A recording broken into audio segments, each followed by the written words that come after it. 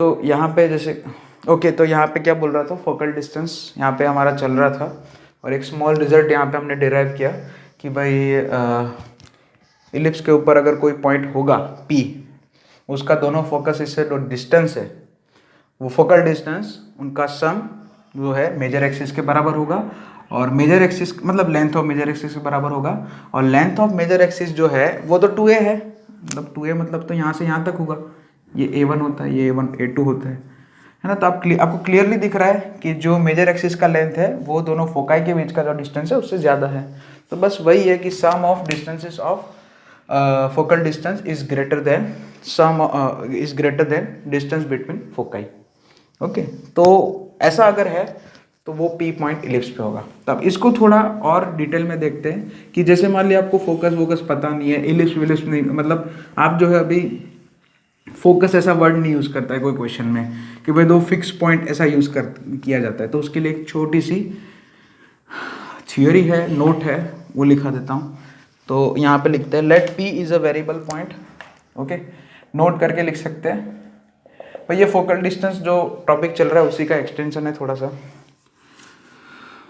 Late P be a variable point and A, B are two fixed points. A and B are two fixed points. Okay, A और B दोनों fixed points है, given fixed points. And if P moves such that, if P moves such that PA plus PB is equal to K, small k, then locus of P is first case. अच्छा, PA plus PB is equal to K है। अब K के लिए हम देखो यहाँ पे cases बनाते हैं। K का वैल्यू अगर AB से ज़्यादा है ना, तो if K is greater then AB, यानी कि वही बात हो गई कि PA plus PB is greater then AB। हाँ ना, तो यहाँ पे A और B को मैंने मतलब S1 S2 को AB बोल दिया गया है ना। अगर मान लिया आपको फोकाई वोकाई मान लिया क्वेश्चन में नहीं दिया है ना, क्वेश्चन के लिए नोट लिखा रहा हूँ। कभी कभी क्वेश्चन में इलिप्स की बात नहीं करते हैं, मतलब पहले से आपको फोकाई वोकाई ऐसा नहीं बोलते, वरना तो आप बोल दोगे कि लोकस इलिप्स ही आएगा।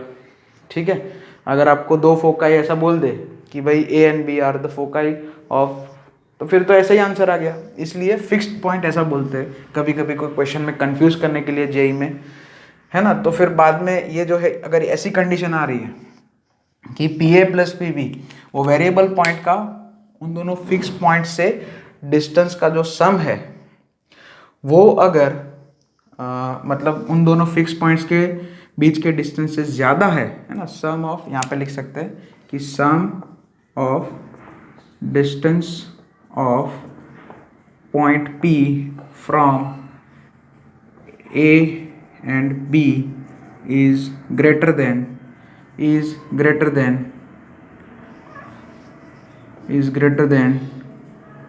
distance between A and B, मतलब है ना, यहाँ पे ऐसा कंडीशन है तो फिर जो P का लोकस होगा वो क्या होगा, एलिप्स होगा। Then locus of P is ellipse, EP मतलब ellipse.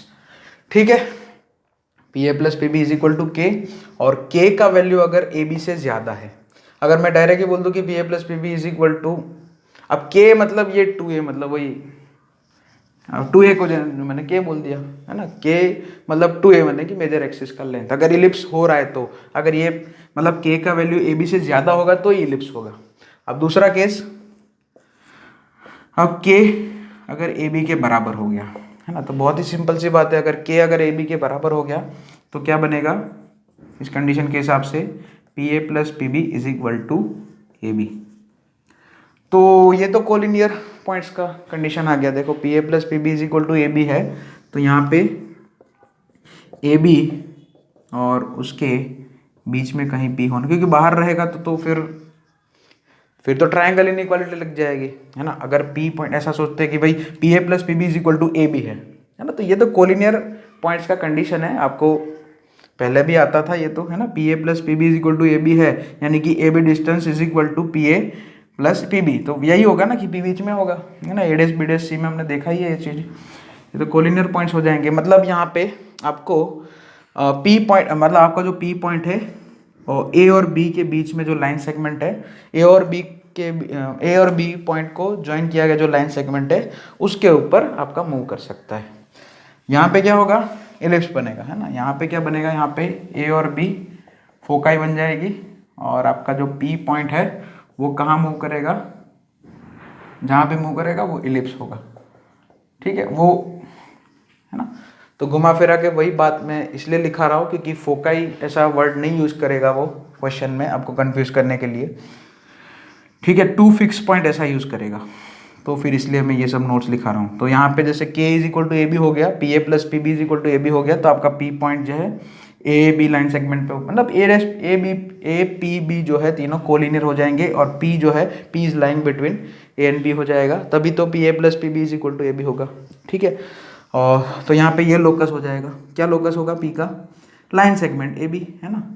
So locus of p is line segment, ठीक है। और तीसरा केस तो बहुत ही सिंपल है, अगर k का value less than A B होगा, यानी कि P A plus P B is less than A B, तो ऐसा तो कोई पॉसिबिलिटी है ही नहीं भाई। अगर P A plus P B A B से ज़्यादा है तो ट्रायंगल बन जाएगा, यानी कि ऐसे P A plus P B है ना, ट्रायंगल इनइक्वालिटी से ट्रायंगल फॉर्म हो जाएगा, यानी कि फिर, और यहाँ पे P A plus P B, यहाँ पे जो थियोरी है उसके हिसाब से हमारा जो पी है लोकस उसका एलिप्स बन जाएगा। अगर P A plus P B जो है ए बी के बराबर है तो फिर लाइन सेगमेंट बन जाएगा, लेकिन यहाँ पे तो कुछ बनेगा ही नहीं, क्योंकि इसने बोला है कि के का वैल्यू ए बी से कम है, यानी कि P A plus P B जो है वो ए बी से कम है। तो ऐसा तो कोई मतलब पॉइंट पॉसिबल ही नहीं है। आप, है ना, ऐसे ही आप सोचने लगोगे, बैठोगे कि अगर आपने पॉइंट पी इधर रखा तो ये केस बन जाएगा, बाहर कहीं भी रखोगे, इधर रखोगे या इधर रखोगे, ये, है ना। तो क्या आप ए बी दो फिक्स पॉइंट है, सुनो, ए बी दोनों फिक्स पॉइंट है, उन दोनों को ज्वाइन कर देंगे तो एक लाइन सेगमेंट बन जाएगा। तो पी पॉइंट अगर यहाँ पे रखेंगे तो फिर ये वाला सेकंड वाला केस बन जाएगा, और दूसरी कोई जगह है ही नहीं आपके पास। दूसरी जगह है भाई, इन दोनों यहाँ पे रखो, मैं इन लोगों को बोलेगा यहाँ पे रखे, तो भी P A plus P B वो ए बी से छोटा, P A plus P B, तो भी फिर कोलिनियर का ही केस हो जाएगा। तो फिर कोई लोकस ऐसे मिलेगा नहीं, P A plus P B और ए बी से छोटा, ठीक है, वो यहाँ पे होगा या तो यहाँ पे होगा, तो फिर भी वो कोलिनियर का ही केस हुआ, ठीक है। तो इसलिए इस केस को जो है हम, और यहाँ पे जो है फिर कोई लोकस पॉसिबल नहीं होगा कि यहाँ पे पी घूमेगा कहाँ, यहाँ पे घूमेगा क्या, इधर घूमेगा, फिर इधर भी घूम सकता है, तो कोई फिक्स लोकस नहीं आएगा उसके लिए। P A plus P B is less than A B के लिए कोई फिक्स लोकस नहीं आएगा, यहाँ पे भी घूम सकता है, यहाँ पे भी घूम सकता है, ठीक है। तो वो उसको हम जो है अवॉइड करते हैं, ठीक है। तो बस सिंपल सी बात है कि भाई P A plus P B is equal to A B है, तो ये कोलिनियर पॉइंट हो गया, बस इतना आएगा।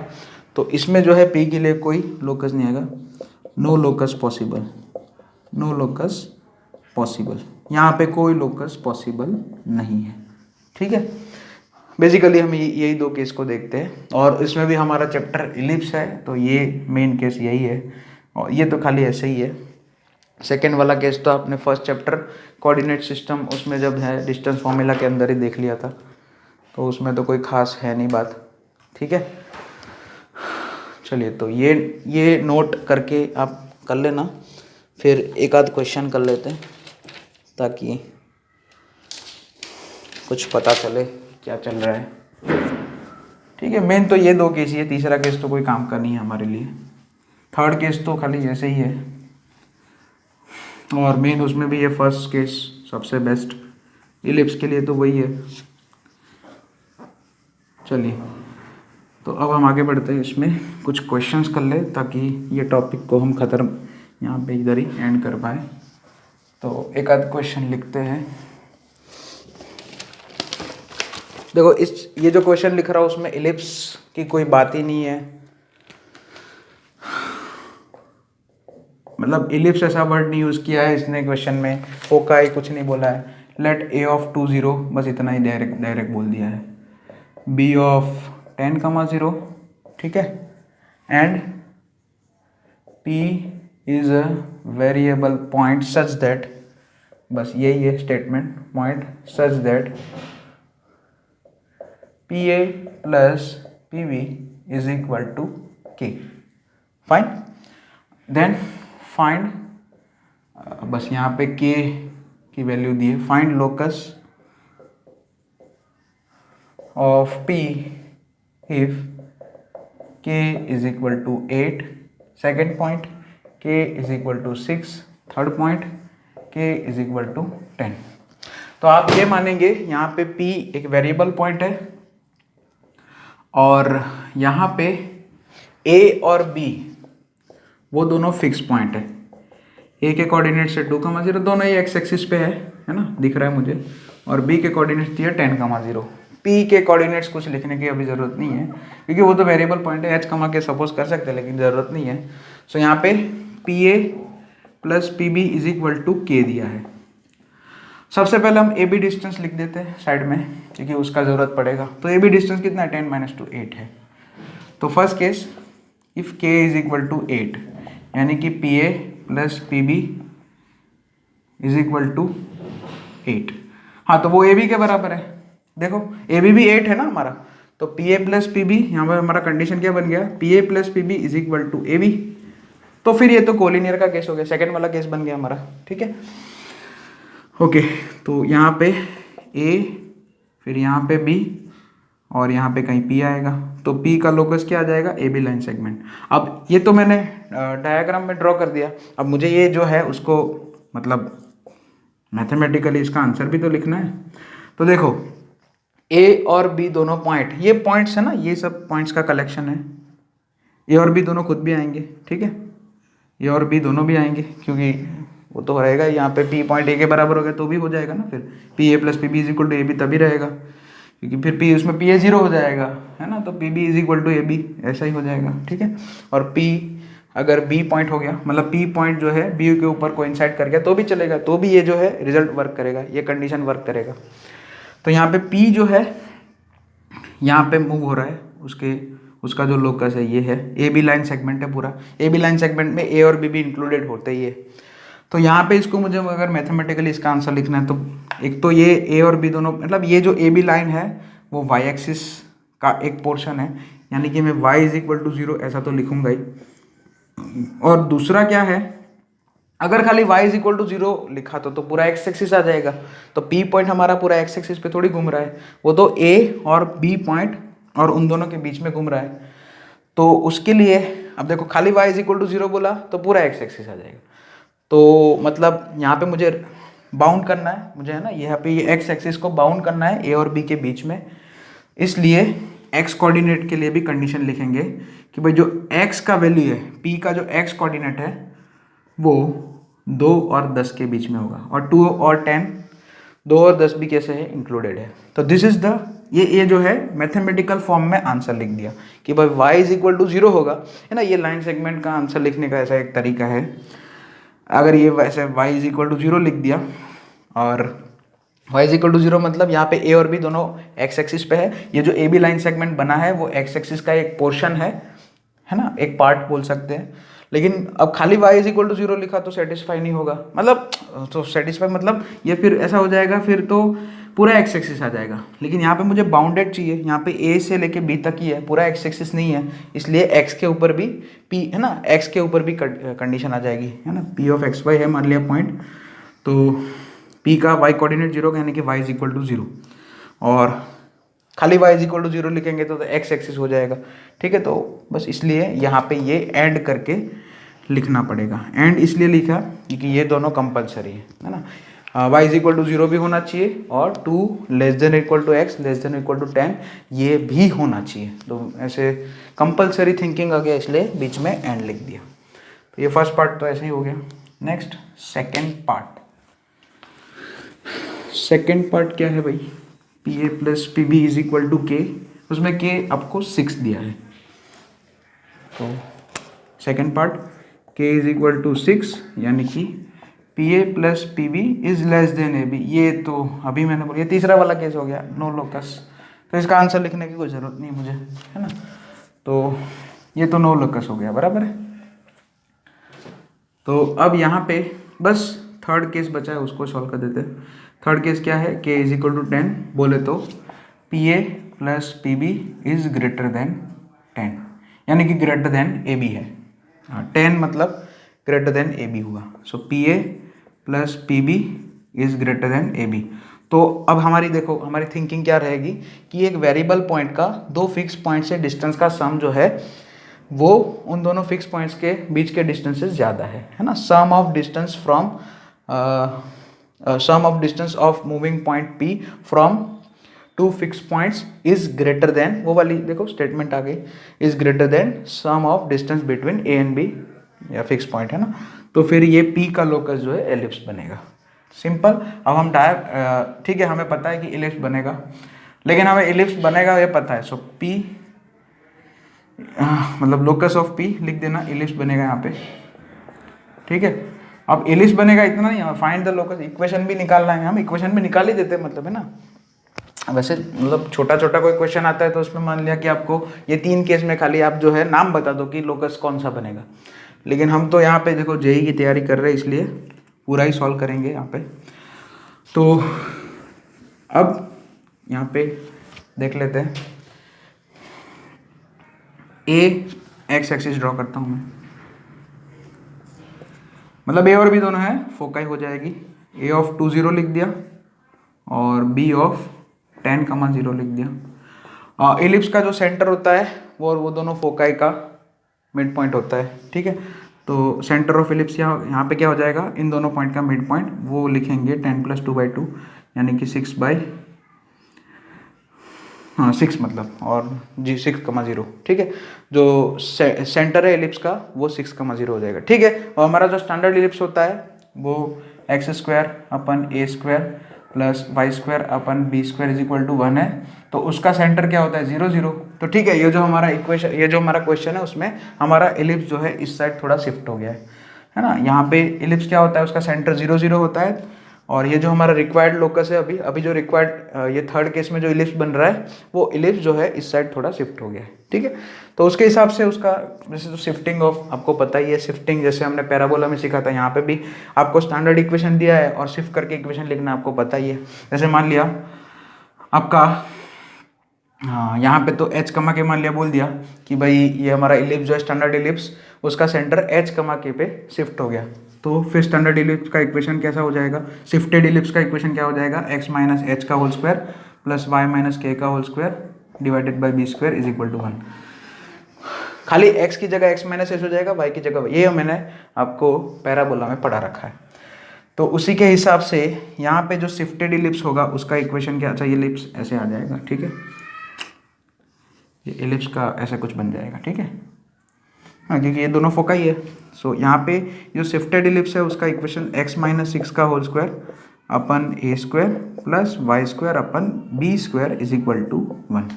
तो अब हमारा गोल क्या रहेगा, a² और b² निकालना। तो उसके लिए देखो ये हमारी दोनों फोकाई है, तो दो फोकाई के बीच का डिस्टेंस क्या होता है, 2ae। अब वो तो इस शिफ्ट हुआ तो भी वही रहेगा ना भाई, है ना। इलिप्स अगर आपका शिफ्ट होगा तो फोकस, दोनों फोकस के बीच का जो डिस्टेंस होगा वो तो वही रहेगा, मेजर एक्सिस का डिस्टेंस भी वही रहेगा 2a। तो यहाँ पे देखो ए बी मतलब 2ae कितना है, आपको 2ae कितना दिया है, अच्छा third case A B is equal to, हाँ ए बी तो 8 ही है, हाँ A B is equal to 8 दिया है, ओके। और k का मतलब तो मेजर एक्सिस का डिस्टेंस, ये जो है ये डिस्टेंस जो है यहाँ से लेके यहाँ तक, है ना। तो वो कितना है, k इज इक्वल टू वैसे होगा क्या, 2a होगा, है ना, ठीक है। तो 2ae 8 है तो ae बराबर 4 हो जाएगा, और 2a कितना है थर्ड वाले केस में 10 है, तो हमारा a 5 हो जाएगा। देखो a 5 मिल गया, ae हमारा 4 है, b निकाल सकते हैं, है ना। क्या कंडीशन है b के लिए, याद करने को बोला था ये सब, b² = a² 1 - e²।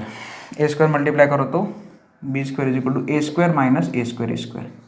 ठीक है, ए स्क्वायर का वैल्यू कितना आ जाएगा 25 और ए स्क्वायर मतलब 16। तो यहाँ से देखो बी स्क्वायर मिल जाएगा, ए स्क्वायर और ए स्क्वायर की वैल्यू, ए स्क्वायर की वैल्यू 25 और ए स्क्वायर 16, तो आपको बी मिल जाएगा, बी स्क्वायर मिल जाएगा।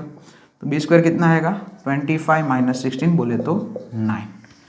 बस अब ये इक्वेशन तो हमने लिख ही दिया था, उसमें ए स्क्वायर और बी स्क्वायर अननोन था, वो हमने यहाँ से डायग्राम में से थियरिस्ट है टर्मिनोलॉजी याद करनी पड़ेगी उसके लिए।